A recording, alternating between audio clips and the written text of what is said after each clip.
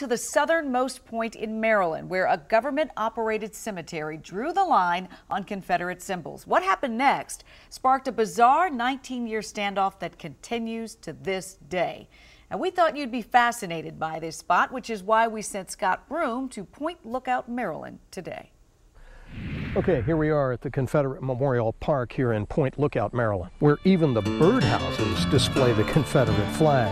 It is a privately owned flag park that is here as a big fat in-your-face to the federal government and anyone else who objects to the display of Confederate symbols. This privately funded park is here because of what's over there, right through the woods, and what's not allowed on that property. Confederate symbols, they are banned over here. They have been since 1998 by the U.S. Veterans Administration. Confederate descendant groups are outraged because this is a mass grave to at least 3,000 Confederate prisoners of war who died in a disease-infested, squalid Union prison camp at Point Lookout. But this is a federal maintained memorial. It's their rules, so go pound sand, right? Well, no. How about money talks? The descendants bought this property next door in 2003 and put up their own park, Confederate flags and all, at the entrance to a big state park. This place has become the most overt and public celebration of Confederate symbols in Maryland. It's something how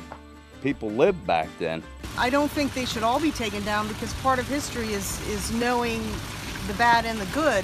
And over there in the woods, on private property, the descendants are defiantly flying a Confederate battle flag where everyone here in the cemetery can see. This 19-year-old standoff over symbols isn't going anywhere.